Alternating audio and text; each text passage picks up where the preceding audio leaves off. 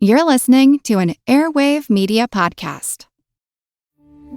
We took it all. We brought them to our land.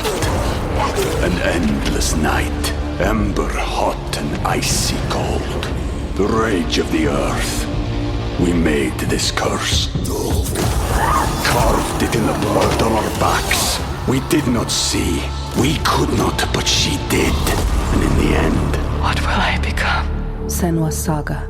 Hellblade 2. Play it now with Game Pass. Recorded in Chicago, Illinois, with your hosts, Ken, Matt, Neil, and Jeff. This is Triviality.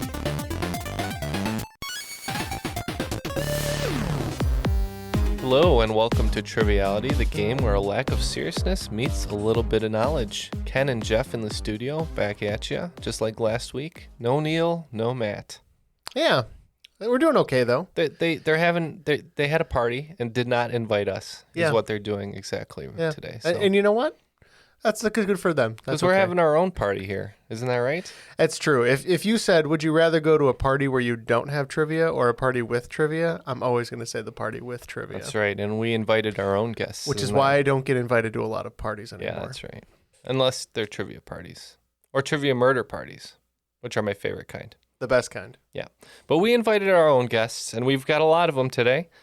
First, we want to introduce Jen. She's an Oakland 5 supporter on Patreon, which we greatly appreciate, and she's from Orange County. Welcome to the show, Jen. Hello. Thank you for having me. Thanks. Can you give us a little rundown all about you? Sure thing. I'm Jen. I live in Orange County, California, and I'm a crime and intelligence analyst for a local PD during the day, and I do trivia by night. Oh, I thought you were going to say you solve more crime by night than you do during the day. That would just be like clever. Wearing a mask and jumping from building to building with a grappling hook, something like that. Moonlight, vigilante. Yeah, some vigilante justice going on there. Exactly. Sometimes the computer work just doesn't, satisfy that itch to solve crime. Well, sometimes you just have to take it into your own hands. You're at Coffee Conglomerate and they ask you for your name and they put 2 N's and you only wanted 1 for your Jen and you just got to get your revenge. So that's true. Well, our next guest is Matt Iguchi. He is from Portland, Oregon, also an Oakland 5 supporter, maybe an Oregon 5 supporter. We'll see. But we greatly appreciate that. And welcome to the show, Matt. Hey, guys. I'm a pharmacist out here in Portland, Oregon. I would say I also play trivia by night, but haven't been doing much of that in a long time. But yeah we've been listening to you for a while. Oh, thank you so much for finally joining us. And maybe once the corona subsides a little bit more, you can get back out there, play some trivia. And it's nice to have another Matt on the show. It's true. We have an abundance of Matts. Anytime Matt is, Matt the robot is missing, we fill his shoes with another Matt. Yes, it's weirdly part of his contract. But our host today, Don Puckett, not a robot like Matt, but he's from Portage, Michigan. Welcome to the show, and thank you for writing today's game. Thanks for having me. All right, well, like you said, I'm from Portage, Michigan. I am a technology director for a local school. And I started writing my own trivia during COVID, ran my own games. And now I get out. We still have trivia around here in Michigan, thank goodness. So I'm able to get out and play about once a week. That's great. And you're live hosting these days? Not yet.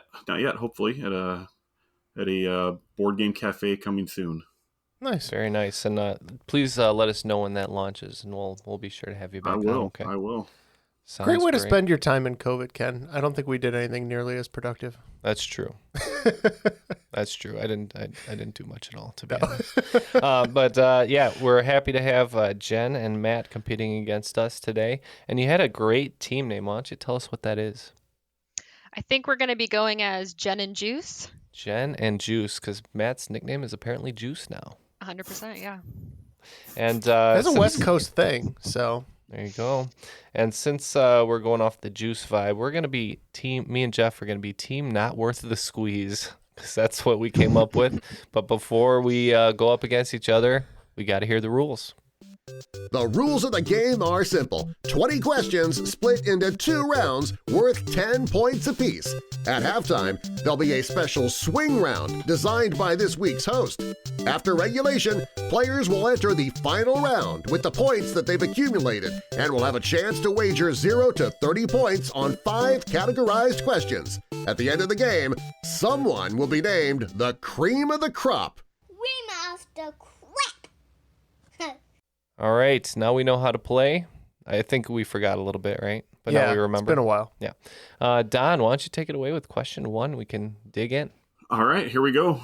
I didn't mention, but I'm a little bit of a Disney junkie, so you might see a little of that in the game, and we're going to start that with the first question, and the category is Disney princesses.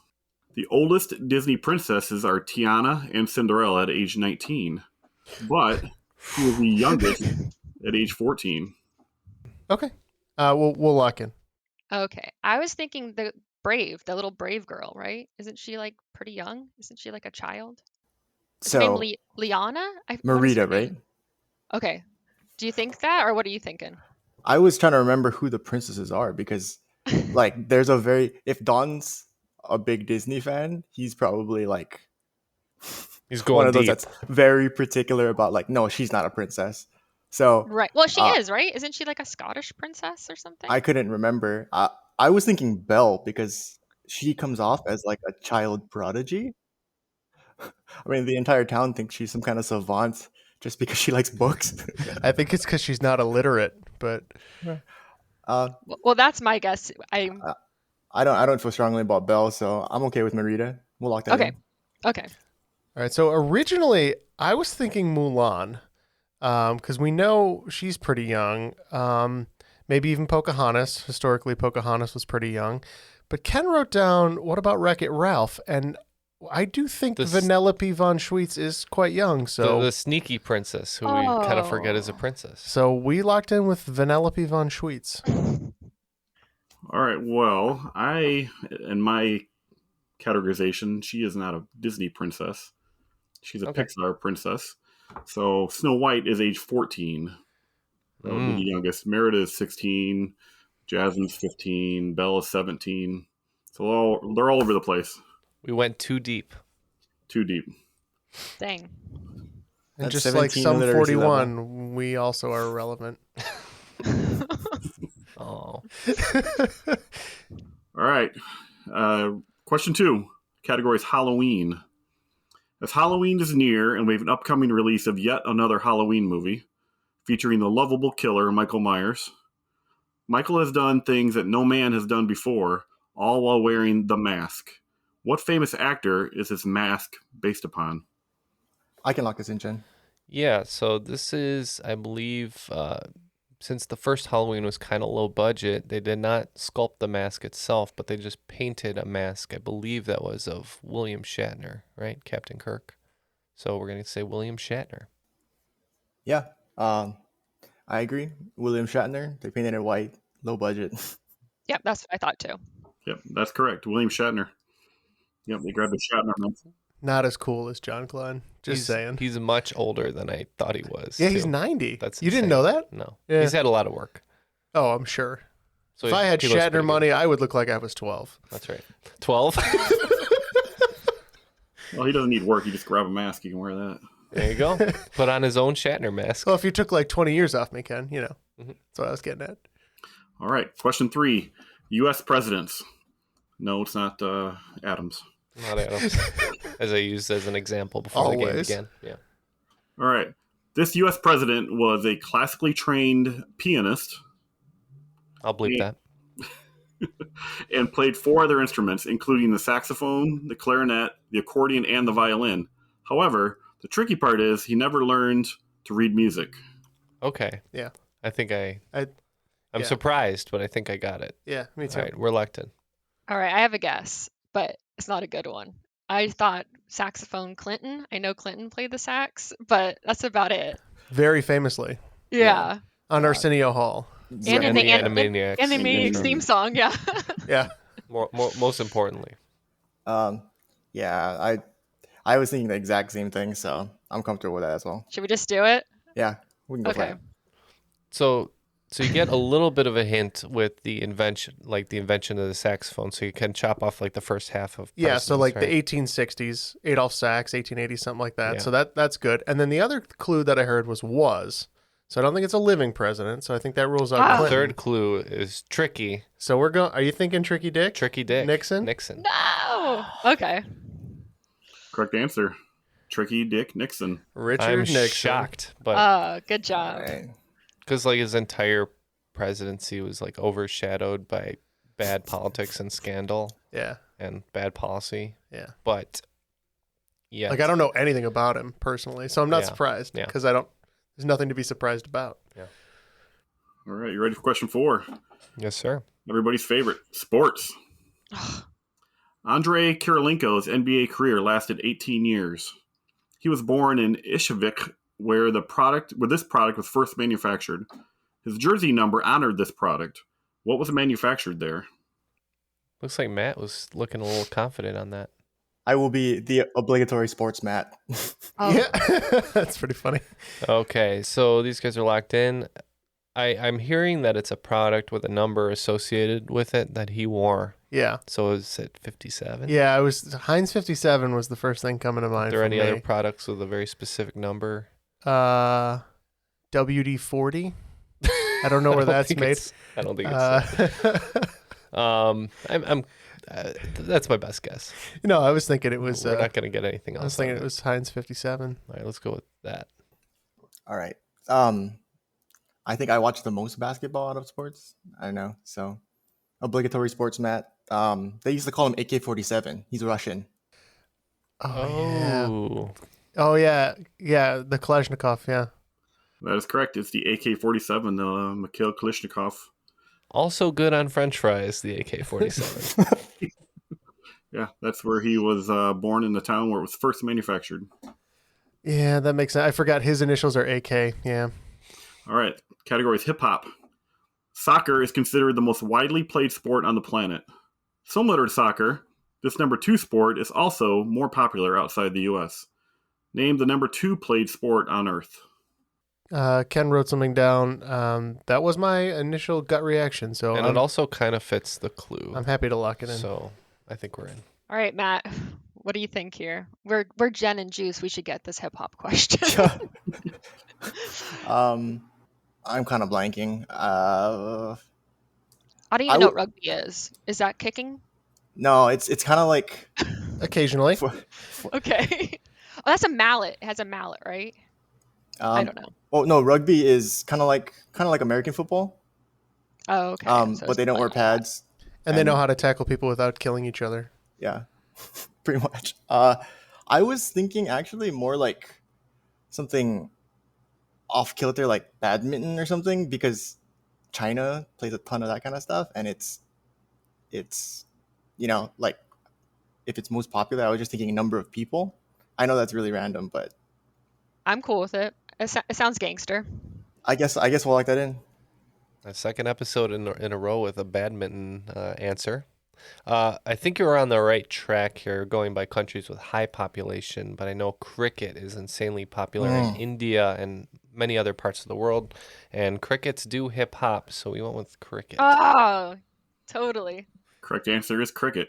And I mean, if we're gonna have a badminton answer, can we just call it mention the word shuttlecock just for fun? Absolutely, we can. And after 5 questions, looks like we at Not Worth the Squeeze have racked up 30 points. Jen and Juice, 20 points. So just a slight lead after 5. That's because they're laid back right now. Mm-hmm. But they'll come along. I'm not worried. All right, we're on to question 6. And the category is the Muppets. Kermit, Miss Piggy, and Fozzie Bear are probably the most famous Muppets, but only one Muppet has real human hands. What is that Muppet's name? Okay, I know my Muppets fairly well. I think we're locked in. Okay, so my first thought was Animal, the drummer with like the hands. But Yeah, I thought because he has all the but those sticks. might be Muppet hands. Those might not. Muppet hands. You know what I mean? I just feel like love I feel like I could see a string in my head. Like This of, question is comedy. This is yeah. is there any other So human-handed ones that you the can first think thing of? that popped into my head randomly was Swedish Chef. Oh, But I don't know if I misunderstood the question, because then we started talking about real versus Muppet hands, and then I got kind of lost, like, because I imagined like a puppet with like actual hands. I think that's a better answer than Animal. I'm cool with going with the Swedish Chef. I can tell you wielding a knife does require more dexterity than a Muppet hand could usually than a drumstick would require, but... Yeah, we said the Swedish chef. And you guys have a name for that when they pull it out of their butt? A Ken or something like that? A Neil? A Neil. That's a Neil, yeah. We'll call that a Neil. That is indeed That's a perineal. Swedish chef is the correct answer. Yes. Nice. One of my favorite Muppets of all time. All right, we're on to number 7. Category is Fly With Me. I apologize. This might be a little Midwest-based. That is a little hint for you there, but for you East Coast or West Coasters. If you leave DTW at 8 a.m., head west and land at ORD at 8 a.m., then head south and land at MCO around noon, what 3 cities have you visited? And we are going to go ahead and lock in here. I think ORD is Chicago. Am I right or wrong? I honestly don't know. The only one that I have maybe an in on is maybe DTW is Home Cooking with Dawn with Detroit. Okay, I'm cool with that. And then the other one was not MCU. Is it MCU? MCO, I heard. Okay, I was like the Marvel universe. Marvel, yeah. They were MCO, Next Missouri, stop, Wakanda. Michigan, Montgomery. I don't know. Montgomery would fit better because it would be sort of south. Yeah, I got nothing better. Let's just do that. We'll just move on. All right, so Detroit, Chicago, and Montgomery. We had Detroit initially, which I think now we have confirmed is correct, right? I believe that is correct. But we switched it to Dulles, Washington, D.C. And then we said Chicago for ORD, and then guessed Miami for the third one. All right, well, these questions seem a lot easier when you write them, but apparently it's interesting how that works out. But so Detroit is correct for DTW. That is Detroit, Wayne County. DT, Wayne W for Wayne County. And, of course, I figured you guys would be all over the ORD. That is O'Hare, one of the few airports that don't line up at all with the city.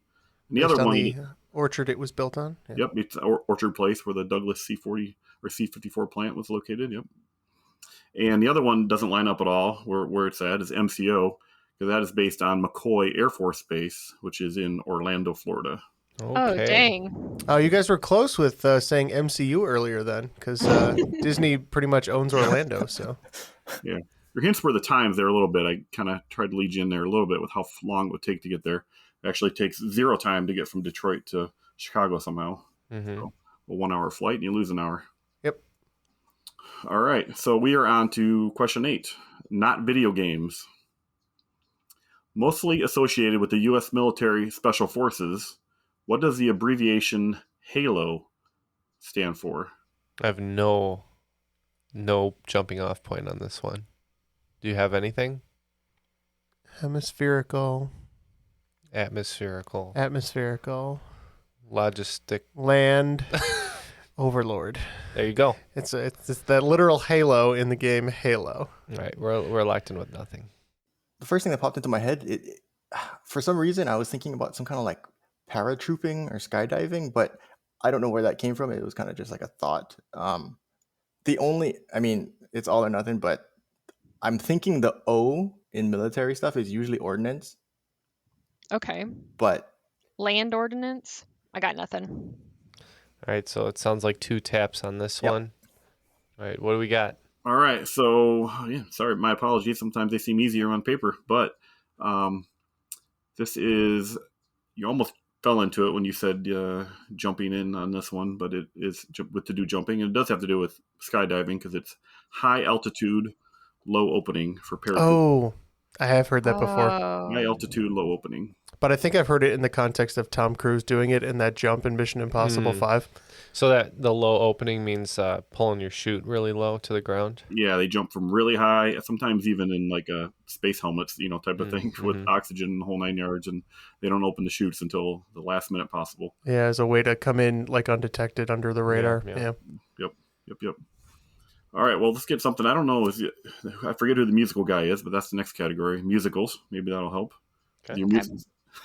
That's usually Neil, but I can maybe pull one off here. All right, your category is musicals. This musical opened on Broadway in 1991. It features part of a real Huey helicopter as a set piece. What musical is that?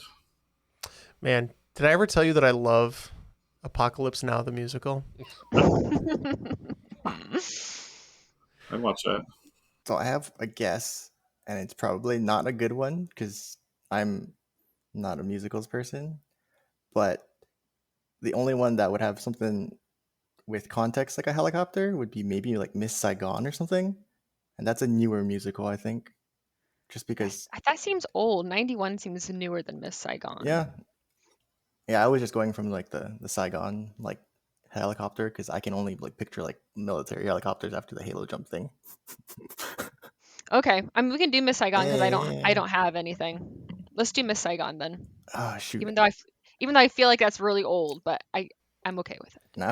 I thought it was older too. I think the story's old because it is based on Madame Butterfly, which is like turn of the 20th century. Yeah, I thought it was older too, but the same reason we said Miss Saigon. Did we Correct get answer. It? Correct answer is Miss Saigon. Well done. Yeah, nice. I won't doubt you again. Actually, Matt. just the front part of the Huey helicopter. Just the front. They only have the front part. That's all we had the budget for. Lucky guess. Totally. Yeah, they didn't need the whole thing. Thank goodness. That's where Matt and Neil really are. Is we only had the budget for 2 of us today. So. All right. Question 10. Television. 29 of the top 30 most watched broadcasts of all time are Super Bowls. What TV show's finale is the only non-Super Bowl to make this list? We're locked in. My first thought was Seinfeld. That was the first thing that popped in my head too. Yes. Yeah. I feel like just going with the gut with this one, even though it'll probably be something that makes sense. I don't know. Yeah, let's not overthink it. I'm comfortable with that. Okay. So we're thinking of a little bit of a less bass-heavy theme song, right? Yeah, I mean, I think this is. Maybe I just have Vietnam and helicopters on the brain. Although if this was Korea. Korea. Yeah, we said MASH. It is the where they rumor is that everybody flush their toilets at the same time, and it does involve lots of Huey helicopters. It is MASH. Dang. All right, after 10 questions in the first round, looks like we have taken the lead at 60 points, but Jen and Juice following right behind at 40. So let's get to the swing round and see how it goes. Swing round. We have a fan favorite from my trivia games. Hopefully it's the same here. And the category is Does It Float? You're going to get 10 items, and you need to tell me whether or not they indeed float. Just 50%. 50% guess on each. Who used to do this on late night? Was that Letterman? Yeah. So surface tension does not come into play here. Just remember that. So, does it float? All right, I'm going to give you 10 items. Here they go. A single, fully ripe banana, unpeeled. A standard cat's eye marble. A single red 2x4 brick Lego piece. A standard uncut fresh pineapple. A 4 fluid ounce standard container of Elmer's glue. An unpeeled fully ripe lime. An Apple iPhone 13 Pro Max. A single size 14 traditional Dutch wooden clog.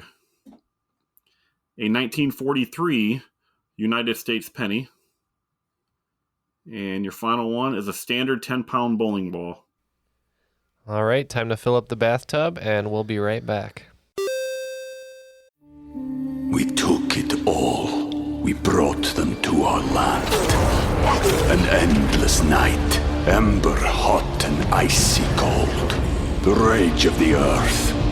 We made this curse. Carved it in the blood on our backs. We did not see.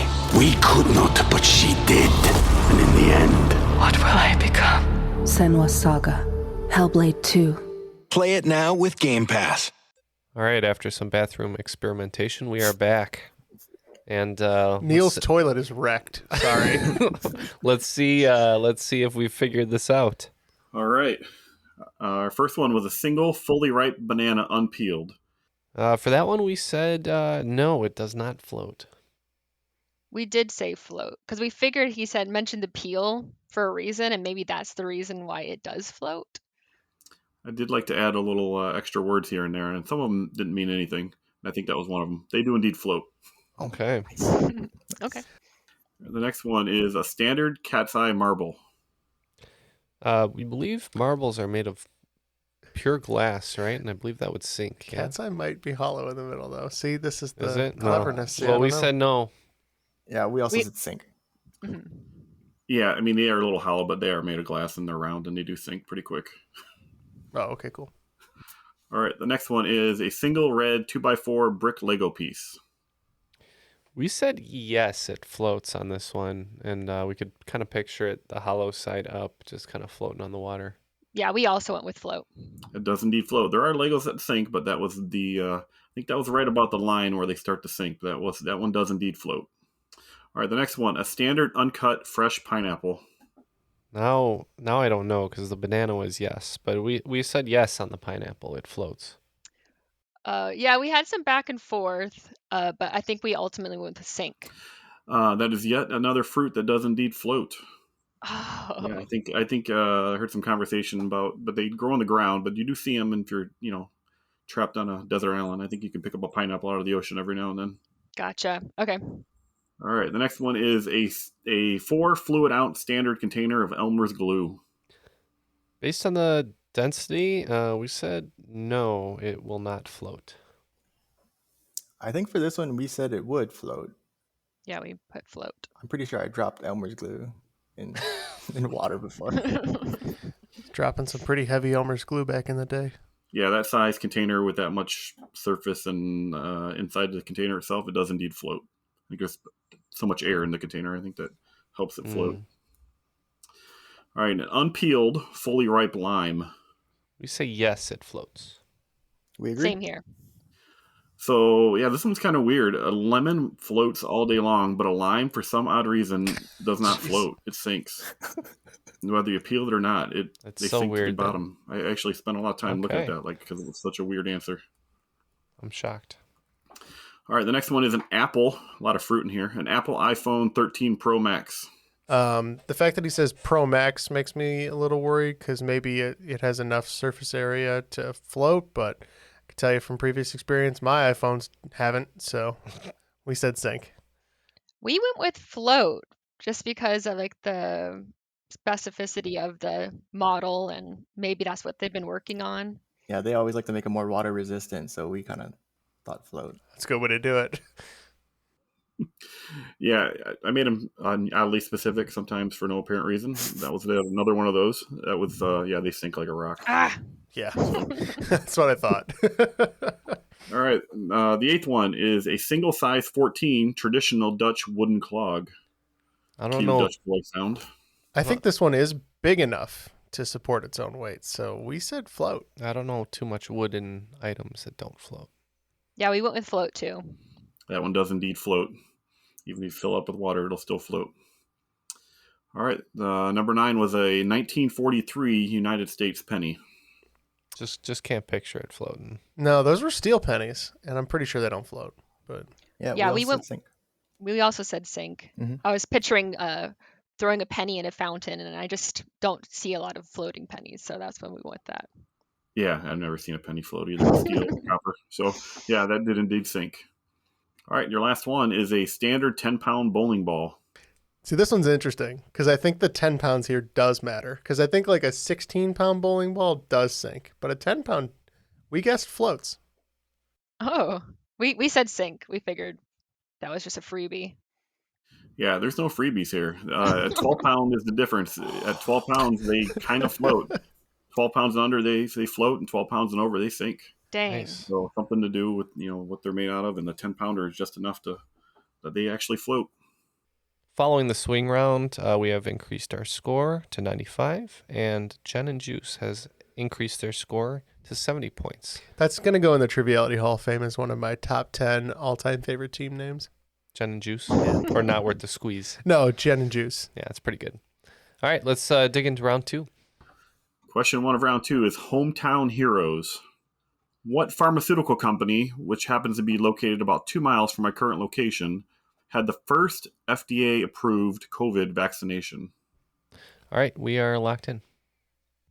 Because it's Pfizer, Johnson and Johnson, and Moderna. I was thinking Moderna because they're a newer company, and like I don't know where they're from. I think Pfizer is from like they're based in Europe, or their like headquarters is in Europe. So was going to be my guess, but I don't have strong feelings about that. Okay. We can do it. We can do Moderna. I don't know whether Merck made Moderna. I don't know anything about it. But let's just do Moderna. So you guys are going with Moderna? Yeah, I think so. Okay. We are going to go with Pfizer because I remember it being the first approval, I believe. But though I am Team Moderna, I got the Spikevax, which is much cooler sounding than all the other names, which I think is what they called their vaccine officially now, right? I don't know. Spikevax. Yeah, we're going Pfizer, though. Okay, yeah. We used to joke early on that we could walk outside and get vaccinated because the production facilities, I can almost see it from my house. And it is in Portage, Michigan, although very annoying for us. Everybody said it was from Kalamazoo. That is indeed Pfizer. Sorry, I believe their headquarters is New Jersey, but their production facility is here in Portage. Hate it when people say that you're from Kalamazoo instead of Portage. Yeah, Just right. ruffles my feathers. All right, we're question 2 of round 2. BIG is the category. While they are not here to pump you up, they are nicknamed Hans and Franz and take up a lot of space. These 2 land vehicles are the largest on the planet and were built for what U.S. government agency? Yep, we can lock in. Yeah, I was thinking it's probably something very specific, but also like large, like passenger, maybe. So trains could be. But why would the military want? Or is it? Did he say He just said government agency. He didn't say. Oh, okay. The Army, the Marine Corps. Do you want to go Army? Okay. Okay, we'll go Army. Okay, Jeff had a line on this one. Yeah, it's funny because they've only done an impressive 5,000 miles or so between the two of them at a very, very slow pace. I think that's because their principal job these days is moving the space shuttle. So we said NASA. Oh, that would make sense. That is correct. Those are the 2 NASA space crawlers that move the shuttle from the hangar bay to the where they blast off. They're so large and they weigh so much that they don't pave the road they drive on because the gravel just gets crushed to dust every time they drive over it. So cool.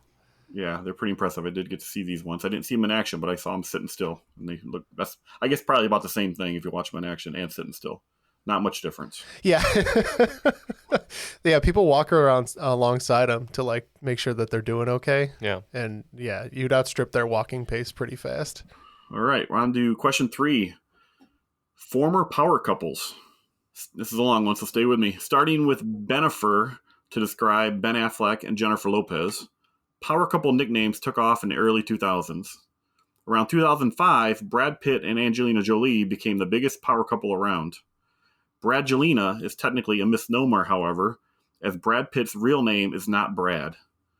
He actually shares a legal name with actor Liam Neeson. What is his legal first name? So I have no idea. Well, what would Liam Neeson's first name be? I also have no idea. Is he Irish? Liam Neeson is Irish. Is a very Irish name? I thought his name was Liam. That is a pretty Irish name. Should we say Liam? I don't think it's that obvious. No, I don't think so either. I really don't know where to go otherwise. John. Okay. John. Okay, I think Liam is short for William or Willem. William sounds fine to me. I mean, I guess it makes sense, shortening wise. Okay, let's just go with William. And we're saying John Pitt. 1 of 2 is correct, and his legal first name is William. Nice. Is Liam Neeson's legal first name William? I had no idea. I thought Liam was generally a name on its own. It's funny, I never really put much stock into names, but when I think of the name William Pitt, he's way less sexy to me. It's true. All right, we are on to the 4th question of round 2, and the category is Who Done It? The final scene of the 79-80 season of Dallas was an episode titled A House Divided. It ended with J.R. Ewing being shot twice. One of the most popular cliffhangers of all time. Everyone has heard about it, but few remember the answer to who shot J.R. So the question is, who shot JR? Wasn't it Maggie? Maggie Simpson? I believe she shot Mr. Do you have any idea? Burns, Ken. Do you have any idea here? He wasn't shot. It was a dream all along. I know Dallas did some nonsense, but I can't remember who shot JR. Peggy. It was Peggy, right? I don't know. I'm just making. Oh, okay. I don't know. We're going to say Peggy because we haven't seen Dallas. Matt, have you seen Dallas? No, but I know this is famous, and I know I've heard the answer to this before, but I was going to say what Jeff said with, like, there's some kind of, like, meta thing where they retconned it by saying it was a dream. Maybe he shot himself then? What if we say nobody? Because technically it wouldn't be wrong. JR walks into the house, sees a stranger, pulls a gun, and fires. It was himself in the mirror. I'm cool with doing nobody, if that's what you feel, because I have like no frame of reference. For some reason, I keep like picturing Jackie Collins. I don't know. I don't know the names of anybody else. That's the problem. So we would have nobody to is a good hedge answer. I think we should stick with nobody. All right, we'll hedge. And we're just saying Peggy. I guess. Peggy from Dallas. All right, there was a whole plot line where he dreamed the whole thing, but I think that was he dreamed his death. I think he died from the shot, and then that was a dream, if I remember. Of course, I'm much older than you guys, so I was actually alive during this time. But he was shot by his sister-in-law and mistress, Peggy. Kristen Shepard. Damn. Not Peggy. All right, here's our fifth question of the second round. The category is I do what I want. During the Revolutionary War and against the advice of Congress, George Washington ordered his troops to be inoculated against what disease? We're locked in. Yeah, we're good. Pox? Some sort of pox? Do you want to just say like flu? Because like I know at one point it went through cold period. Okay, the flu. I don't feel great about it. All right, we can lock that in so we don't stall. Yeah, flu's fine. I think the flu vaccine is kind of an uphill battle since it mutates so often. One of the early vaccines, or I should say inoculations, I think it wasn't first a vaccine in, but smallpox, I believe. Yeah, Edward Jenner. The correct answer is indeed smallpox. They were just small, so they're easier to inoculate against. Right. All right, with that, it brings the scores to 125 for not worth the squeeze. We're kind of worth the squeeze today. And Jen and Juice at 80 points. Time to update our Tinder profiles. Question 6 of round 2 is war. Seems to be kind of the theme today. War is the category. Over 2 years after the invasion of Poland in 1939, on December 11th, 1941, the U.S. finally declared war on what two countries? We're locked in. No, I'm not a big history person, so what do you want to say? Would that be like Germany? Germany and Japan? Or I don't know who the second one would be. Like, sounds like we agree on Germany. Pearl Harbor? I don't know. Sure, we can say Germany and Japan. Okay. So I think they declared war on Japan like right away. Yeah, I think December 7th or 8th, right after the attack happened. Yeah. So a couple days later, they'd probably get their allies, Germany and Italy. Ah. So yes, December 7th is Pearl Harbor, and they declared war the next day on Japan. So not until the 11th, after Germany declared war on us, did we declare war on Italy and Germany. All right, question 7 of round 2. Category is time after time. The continental U.S. has only 4 time zones. How many time zones does Russia have? It also is the same number worn by the Polish canon, Sebastian Janikowski, and by the sure-handed Larry Fitzgerald. Yeah, we're locked in. So Seabass was a kicker, and he was a Raider for a long time. And then Fitz was I think he's retired now, but he was Arizona Cardinals receiver. And so my gut tells me 2, but my gut's been wrong a lot today, so I don't feel really good about it. But usually kickers have low numbers too, so that kind of confirmation bias there. Let's do 2. I have no idea about sports or Russia's time zones, so I will trust your gut. Sure. Okay. I can't remember if kickers are like quarterbacks where most have their numbers between like 1 and 15. But I'm pretty sure it's definitely lower than 15. As soon as you said Larry Fitzgerald, though, I was certain that it is 11. That's correct. I really just wrote that question so I could say Polish cannon Sebastian Janikowski, who's my all-time favorite kicker, Florida State alum. So, yes, the correct answer is indeed 11. He always seemed like I don't know him at all in any way. I've never seen any interviews or anything off the field, but he always just seemed like he was just there to kick. And like he didn't care about anything else. Like he just wanted to kick 60 I'm just here yarders. so I don't get fined. Yeah, pretty much. He's the John Daly of kickers is basically what he is. Question 8 of round 2. The category is before and after. So this is a classic before and after where the first and second answer will combine to make the correct answer. So the question is, what is the atomic bomb's partner to Little Boy's name that is a Zack Snyder movie from 2013? We're locked in. Yep. Bit of a war buff, are you, Don? Yeah, it seems to be coming out, huh? Although the questions are about war, yet you have another way to get to them. Yeah, tangential. Yeah. Yeah, that word, whatever that means. Well, is that Watchmen? So the only other Zack Snyder movies I can think of are like Man of Steel and Justice League, off the top of my head. The only reason, on top of not wanting to talk us out of another answer, he said atomic bomb, right? And yes. Yes. So Watchmen would make sense in the sense that Dr. Manhattan, atomic bomb, maybe it's like kind of meta. I don't know. I know, but what would be the first thing? Because the first thing would be the first part of the answer, right? Because it leads into each other. Yeah, it's the atomic bomb name first, and then it leads into the Zack Snyder movie. And then it leads into the Zack Snyder movie. So it would have to be like something Watchmen. It's Fat Boy, and wasn't like a girl's name too, like Big Bertha, or I don't know what the other bomb's name was. What if it's like the little boy's partner is something Man? Because if it's Man of Steel, that would make sense. Okay. All right. Do you want to do what? Just like Fat Man of Steel? Like yeah, I'll go with whatever you're good with. Okay. We'll just say Fat Man of Steel, I guess. What a we don't know. What a pull. Fat Man of Steel, for sure. Bravo. It is indeed Fat Man of Steel. You got Neil back there? You got Neil back there with you making these polls? Dang. The Reservoir. Well done. All Thanks. right. Question 9 of round 2. The category is not Tom and Jerry. So Ben and Jerry was founded in 1978 with their first flavor being the super exotic vanilla. Throughout the 90s, their bestseller was chocolate chip cookie dough, but taking over the top spot in 2000 and still holding on to it is what flavor? Dave Chappelle would definitely approve. All right. So we have selected a Ben & Jerry's flavor that we assume is pretty popular, though we can't really link it to the Dave Chappelle clue, but we're going with it.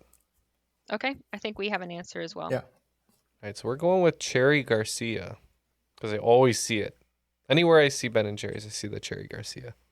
Yeah, Jen and I talked about it, and I like vaguely remember some like weird Dave Chappelle and I think Jim Brewer movie called Half Baked. So that's what we locked in with. That's it. You got it. I'm pretty sure it's like a half-baked brownie. So what do you got, Don?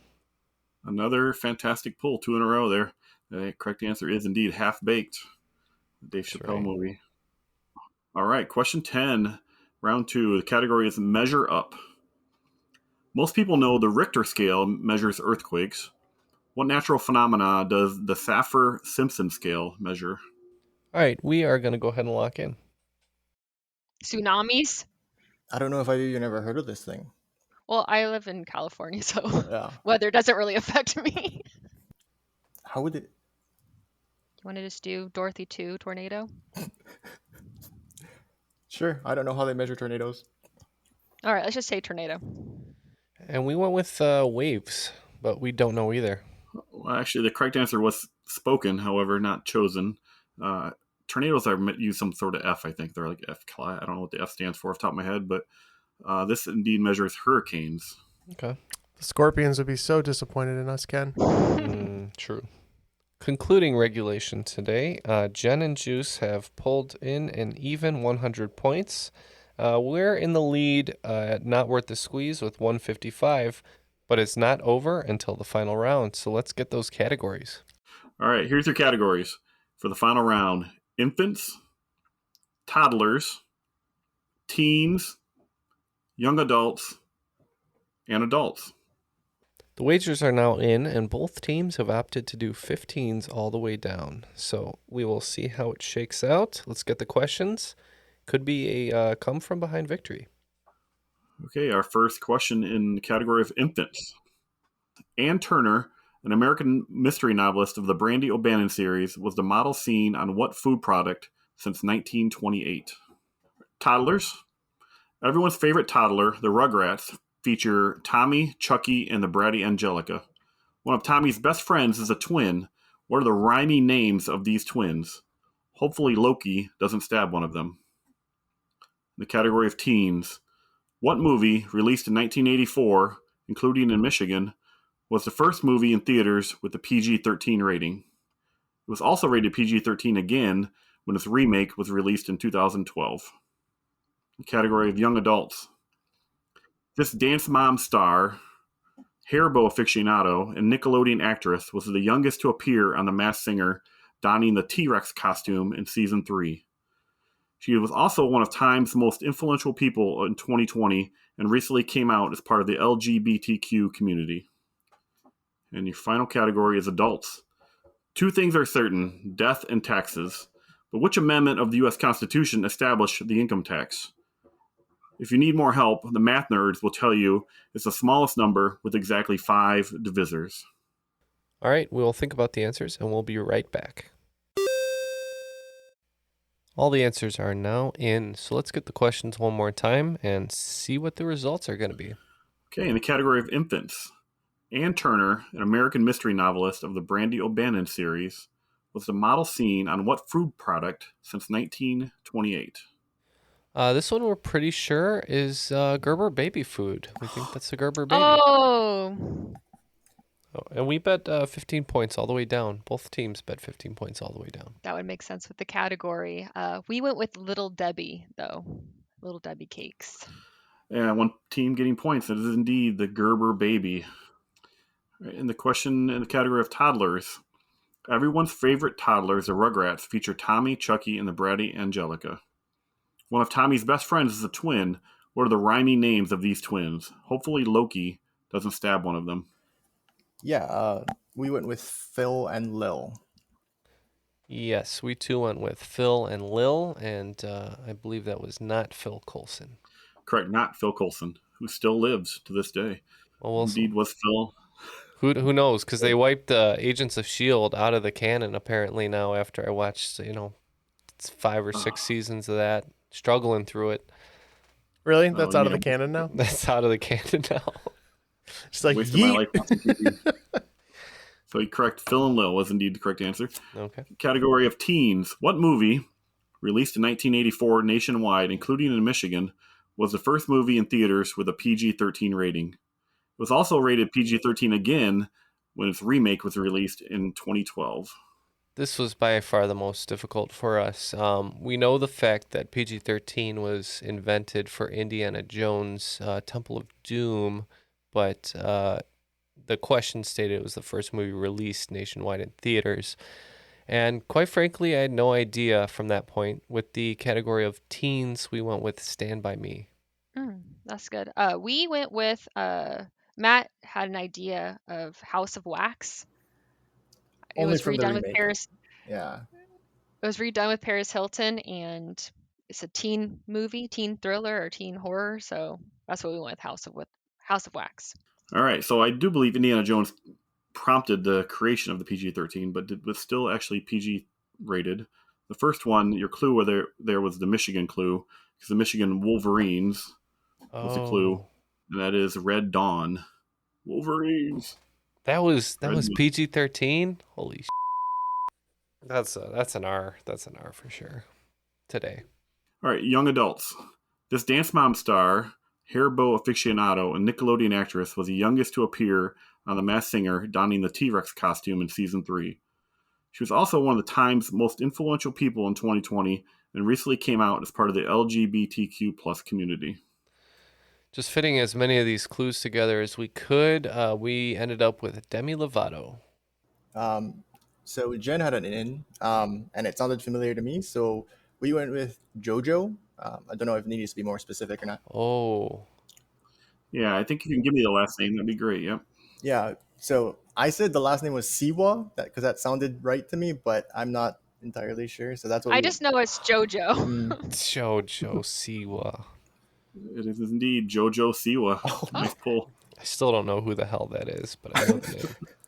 That was written for my daughter, who the minute she showed up, the minute she spoke a word on The Masked Singer, she knew who it was. Incredible. The kids are crazy for JoJo Siwa. I remember I was at a mall one time and there's a line all the way through the mall to see somebody named JoJo Siwa. I'm like, I don't even know who this person is one bit. You're not their demographic, I don't think. Yeah. And I don't have any youngsters. 30-year-old males. No, I don't think that's the demographic there. I hope not. Yeah, you might get a visit for that. All right. Final category. Why don't you have a seat? Stand by, and I'll be watching. Final category is adults. Two things are certain, death and taxes. But which amendment of the U.S. Constitution established the income tax? If you need more help, math nerds will tell you it's the smallest number with exactly 5 divisors. So luckily there's a math nerd sitting right across Yeah, from so it turns out we needed the math help. I didn't know it offhand, but I figured there's like 7 amendments, so how hard would it be to work through the math? And we came upon 16 as our final answer. Oh, shoot. That's right. We got kind of tied up and didn't want to stall any longer, so we locked in 12, but I'm pretty sure you're right at 16. Right you are. It is number 16. Everybody's least favorite amendment. That will conclude today's game with the best name award for sure. But unfortunately, coming up a little short with 85 points is Jen and Juice. But turns out we are worth the squeeze today with 170 points. We're today's cream of the crop. The cream of the crop. Nobody does it better. Good job, guys. Congratulations to us. I guess, yeah. I hate to say it. I don't know how we did that one. I mean, you and I have both been struggling today, so we just we got lucky, I guess. Yep. Very well played, though, Jen and Juice. Jen and Matt, we want to thank you guys for joining us so much today and for being our supporters. Jen, any final words today? No, this was fun. Thanks for having me on. I'll give a shout out to my wonderful husband who let me hog the computer to do this. So, yeah. Yeah, and just a little behind the scenes, Jen was a last-minute Matt replacement, so we appreciate your participation in a moment's notice, basically, today. You saved our asses. You save our asses. And the other Matt Iguchi, thank you very much for joining us. Thank you for your patronage. Any final words today? Oh, yeah. Thanks for having me, guys. Sorry the other guy's going to be here. Huge thanks to Jen for teaming up with me, and Don for hosting. And I'll also, I guess, shout out my wife. She listens to the podcast too, so. It's a good idea. Yeah. All right. Well, thank you very much, Matt. You listening to the podcast, you mean? Both the shout out and listening. But Don, thank you very much for writing that excellent game. Great questions today. Lots of nice little hints in there. Any shout outs for you? Well, I guess I'd be remiss if I didn't say shout out to my wife and family, 3 kids, and my big group of trivia players who I've been with for a year and a half or so, and they got me where I'm at today. And a huge shout out to Louis, the king of the playtesters on the crop. He was instrumental in helping me with this. So, yep, Louis, your crown is in the mail. But that will conclude today's game. I have a shout out? Okay. What's your shout out? I want to shout out the fact that everybody on this show today was a Patreon supporter. And so thank you to all of our Patreon supporters for making the show possible. Yeah, you know what? Neil, you know what? Neil doesn't get the right to criticize us for forgetting our Patreon plugs when he's gone if he's having a party without us. So no thanks to those guys, Matt and Neil. Thanks to our guests today. That was Jeff, I'm Ken, and that was Triviality.